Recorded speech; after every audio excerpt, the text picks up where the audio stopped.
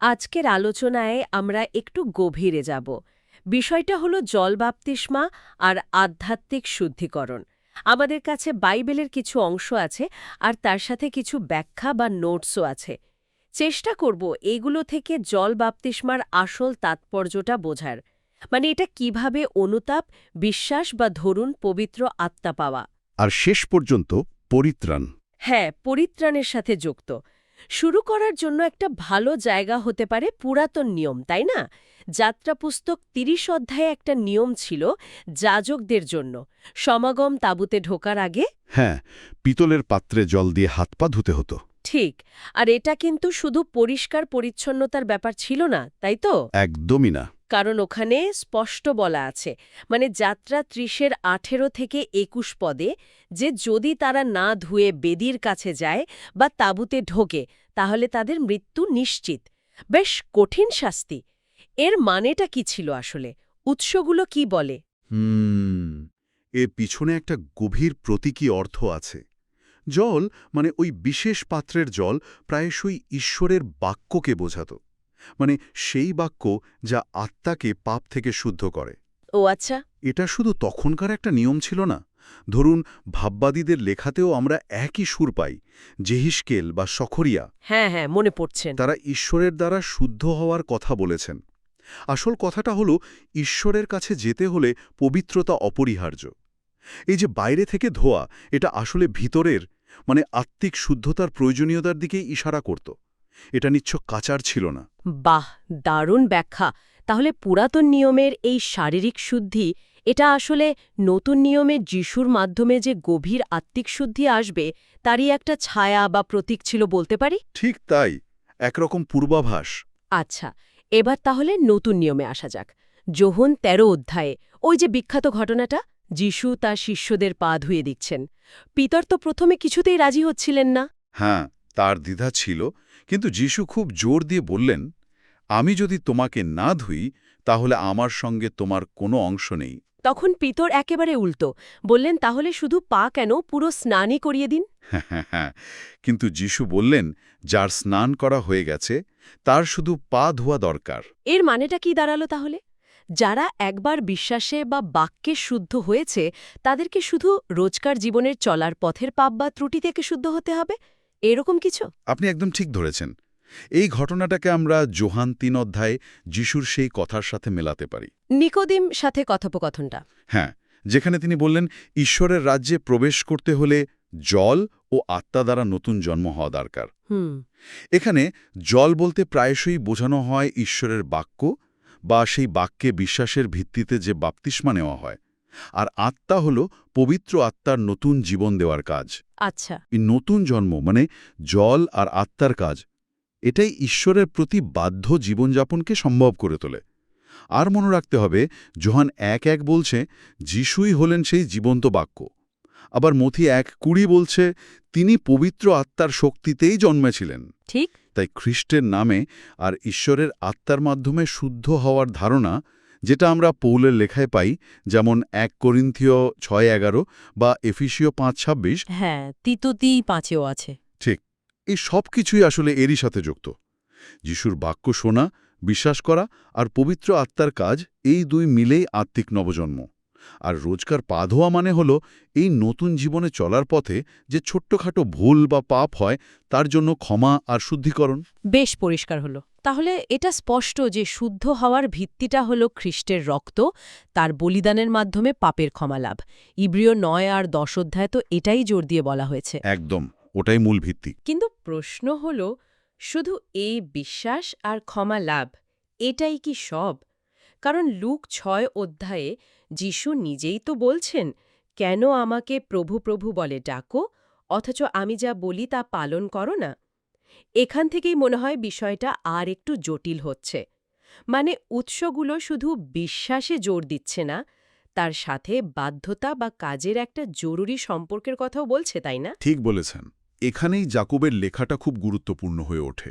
যাকব ২ অধ্যায়। হ্যাঁ, যাকব ২:১৮, ২০, ২২, ২৬। তিনি খুব স্পষ্টভাবে বলছেন, কাজ ছাড়া বিশ্বাস মৃত। অর্থাৎ আমাদের কাজ, আমাদের জীবনযাপন, সেটাই প্রমাণ করে আমাদের বিশ্বাসটা জীবন্ত নাকি মৃত। হুম। শুধু মুখে বললাম বিশ্বাস করি, কিন্তু জীবনে তার কোনো প্রতিফলন নেই। উৎসগুলোর মতে এটা একরকম নিজেকে ঠকানো বা মিথ্যে বিশ্বাস। তারা জোর দিয়েই বলছে যারা সত্যিই বিশ্বাসী তারা খ্রিস্টের আজ্ঞা পালন করার চেষ্টা করবে। কিন্তু এই বাধ্যতা কি নিজের চেষ্টায় আসে? না, এখানেই গুরুত্বপূর্ণ বিষয়। উৎস বলছে এই বাধ্যতা আমাদের নিজেদের শক্তিতে আসে না, এটা ঈশ্বরের অনুগ্রহের ফল। তিতো 2.14 পদ দেখুন। ঈশ্বর বিশ্বাসীদের এই অনুগ্রহ দেন, কিন্তু মানুষ তো স্বাধীন, তাই এই অনুগ্রহ ফিরিয়ে দেওয়ার বা গ্রহণ না করার সুযোগও থেকে যায়। যেমন ইব্রিয় 6.8 বা 2 করিন্থীয় 6.1 পদে আছে। হ্যাঁ, ঈশ্বর কাউকে জোর করে বাধ্য করেন না, তিনি আমাদের ইচ্ছাকে সম্মান করেন। যাকোব 1:13-15।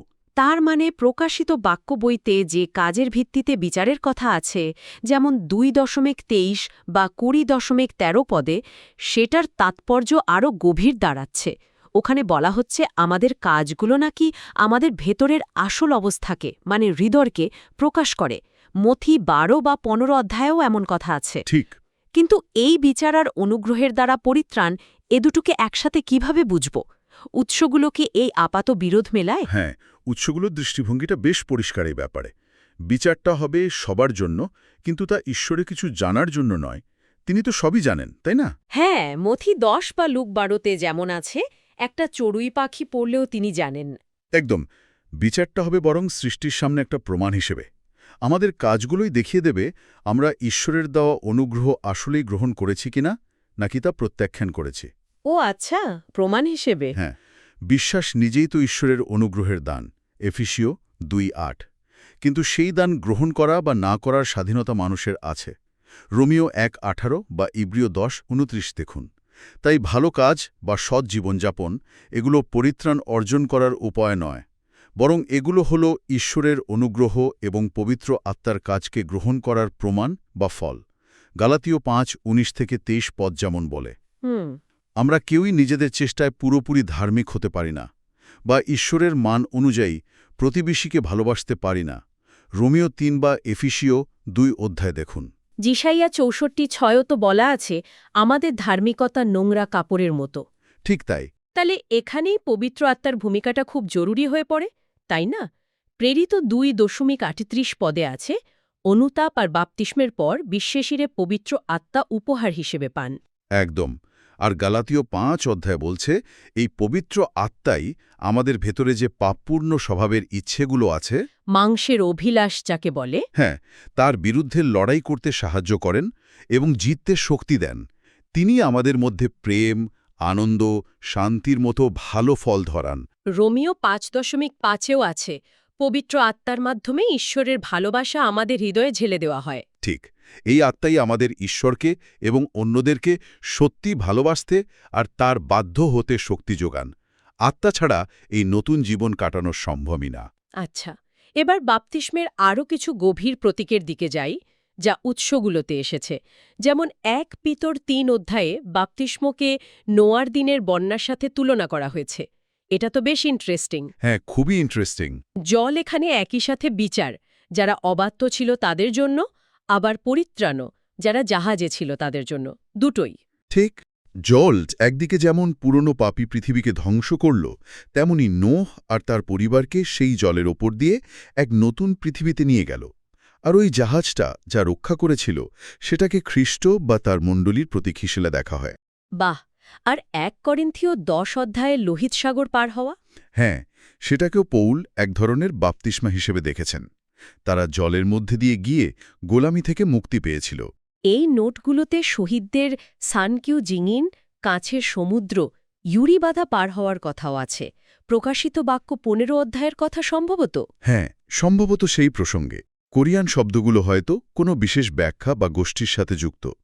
মূল ধারণাটা হল চূড়ান্ত বিজয় আর মুক্তি। তারা ওখানে বিজয়ী হয়ে মূষী আর মেষশাবকের গান গাইছে। এটা চূড়ান্ত মুক্তি আর ঈশ্বরের নতুন সৃষ্টিতে, নতুন আকাশ ও নতুন পৃথিবীতে সেহানেল গোয়া সাত্তাং প্রবেশের প্রতীক। আরও বলা হয়েছে সপ্তম তুরি বাজার সময়ে এই শহীদদের জন্য প্রথম পুনরুত্থান ঘটবে। মানে প্রকাশিত বাক্য 20.6 অনুযায়ী খ্রিস্টের সাথে রাজত্ব করার জন্য তাদের এক বিশেষ পুনরুত্থান হবে। বেশ গভীর বিষয়। আচ্ছা, যোহান বাপ্তিস্তকের ভূমিকা নিয়েও তো একটু কথা বলা দরকার। তার বাপ্তিস্মকে বলা হয় অনুতাপের বাপ্তিস্ত, তাই না? মার্ক 1 বা মতি ট্রিয়ে যেমন আছে। হ্যাঁ, তিনি ছিলেন যিশুর পথ প্রস্তুতকারী, অগ্রদূত। লুক 7 অধ্যায় আছে। তার বাপ্তিস্ম আর যিশুর বাপ্তিস্মের মধ্যে মূল পার্থক্যটা কি ছিল? যোহানের কাজ ছিল মানুষকে পাপ স্বীকার করে মন ফেরাতে বা অনুতাপ করতে ডাকা, যাতে তারা মসিহাকে মানে খ্রিস্টকে গ্রহণ করার জন্য তৈরি হতে পারে। তিনি মানুষকে যিশুর দিকেই নির্দেশ করছিলেন, বলছিলেন তিনি জল দিয়ে বাপ্তিস করছেন, কিন্তু যিনি আসছেন তিনি পবিত্র আত্মা ও আগুন দিয়ে বাপ্তিস করবেন। মতি 3 বা লুক 3। মানে আরও শক্তিশালী, পরিবর্তনকারী কিছু। একদম। দুঃখের বিষয়, ফরিসি আর ব্যবস্থার শিক্ষকরা যোহানের বাপ্তিস নিয়েনি, তারা ঈশ্বরের উদ্দেশ্য অগ্রাহ্য করেছিল। লুক 7:30। তো পার্থক্যটা হল, যোহানের বাপ্তিস্ম ছিল মূলত পাপ থেকে ফিরে আসার প্রতীক, আর যিশুর নামে বাপ্তিস্ম, বিশেষ করে তার সাথে যুক্ত পবিত্র আত্মার দান, সেটা হল পরিত্রাণ লাভ এবং ঈশ্বরের ইচ্ছামতো ধার্মিক জীবনযাপন করার জন্য প্রয়োজনীয় শক্তি পাওয়া। যিশু নিজেও তো যোহানের কাছে বাপ্তিস্ম নিয়েছিলেন, মথি 3 অধ্যায়। হ্যাঁ, নিয়েছিলেন, কিন্তু সেটা নিজের পাপের জন্য অনুতাপ ছিল না, কারণ তিনি তো নিষ্পাপ ছিলেন। ইব্রিয় 4:15। তিনি বলেছিলেন এটা সমস্ত ধার্মিকতা পূর্ণ করার জন্য দরকার। এটা ছিল তার পরিচর্যা শুরু করার আগে এক ধরনের ঐশ্বরিক অনুমোদন বা অভিষেক।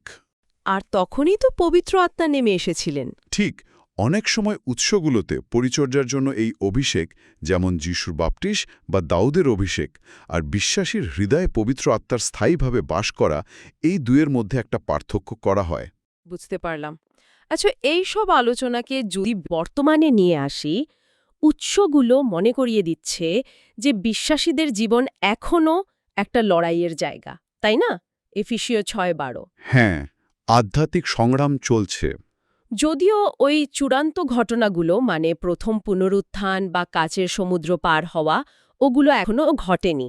কিন্তু পবিত্র আত্মার বাপ্তিস্মা বা পবিত্র আত্মার দান, সেটা কিন্তু এখনকার বাস্তবতা। যারা অনুতাপ করে বিশ্বাস করে তাদের জন্য এটা এখনই উপলব্ধ। প্রেরিত 2:3-8 বা 2 করিন্থীয় 5:4-5।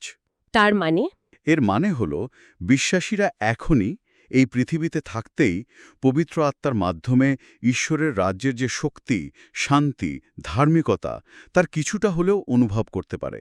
রোমিও 14:17, ইফিসীয় 2:6। তাহলে বাপ্তিস্মা শুধু অতীতের কোনো ঘটনা নয়।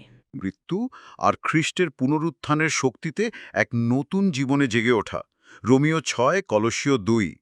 এই নতুন জীবনটা কাটাতে হয় প্রতিদিন খ্রিস্টে বিশ্বাসের মাধ্যমে, আর এর জন্য শক্তি দেন পবিত্র আত্মা। গালাতীয় 2:20। বলতে পারেন, বাপ্তিস্মা হল পুরনো সত্তার জন্য একটা অন্ত্যেষ্টিক্রিয়া আর যিশুর সাথে নতুন জীবন শুরু করার উদযাপন। খুব সুন্দরভাবে বললেন। তাহলে আজকের এই আলোচনা থেকে যা বুঝলাম, জল বাপ্তিস্মা যা ঈশ্বরের বাক্যের দ্বারা আত্মিক শুদ্ধিকে বোঝায়, তা আসলে অনুতাপ, পুরনো পাপ স্বভাবের মৃত্যু আর যীশুখ্রিস্টের মৃত্যু ও পুনরুত্থানের বিশ্বাসের মাধ্যমে নতুন জীবনে পুনর্জন্ম লাভের এরই এক শক্তিশালী প্রতীক। আর এটা সরাসরি যুক্ত পবিত্র আত্মা পাওয়ার সাথে, যে আত্মাই আমাদের ঈশ্বরের প্রতি বাধ্য হতে, তার ইচ্ছামতো জীবন কাটাতে, মানে ভালো ফল উৎপন্ন করতে শক্তি দেন। আর এই ফলই হল সত্যিকারের জীবন্ত বিশ্বাসের প্রমাণ। ঠিক, যারা বিশ্বাস নিয়ে ভাবছেন বা এই পথে নতুন, তাদের জন্য এই বিষয়গুলো নিশ্চয়ই খুব গুরুত্বপূর্ণ। হ্যাঁ, আর সবশেষে একটা প্রশ্ন বা চিন্তার খোরাক রেখে যায়, যা এই উৎসগুলোর মধ্যেই আছে। উৎসগুলো একদিকে যেমন বলছে কাজের ভিত্তিতে বিচার হবে, যা প্রমাণ করবে আমরা ঈশ্বরের অনুগ্রহ গ্রহণ করেছি কিনা, হ্যাঁ, ঠিক তেমনি অন্যদিকে 2 পিতা 3:9 পদের মতো জায়গায় বলছে ঈশ্বর চান যেন সকলেই মন ফেরায়, রক্ষা পায়। তিনি কারো বিনাশ চান না। দুটো তো বিপরীতমুখী লাগছে কিছুটা। এখানেই প্রশ্নটা, একজন ব্যক্তি কিভাবে এই দুটো ধারণাকে মেলাবে? একদিকে মানুষের অনুগ্রহ গ্রহণ বা প্রত্যাখ্যান করার স্বাধীনতা, আর অন্যদিকে ঈশ্বরের ইচ্ছা যে সবাই রক্ষা পাক। এই টানাপোড়েনটা কিভাবে বোঝা সম্ভব, বিশেষ করে যখন বিচারের চূড়ান্ত পরিণতির কথাও বলা হয়েছে? ঠিক, এই প্রশ্নটা হয়তো আমাদের ব্যক্তিগত দায়িত্ব, ঈশ্বরের করুণা আর তার বৃহত্তর পরিকল্পনা নিয়ে আরও গভীর ভাবনার দিকে নিয়ে যাবে।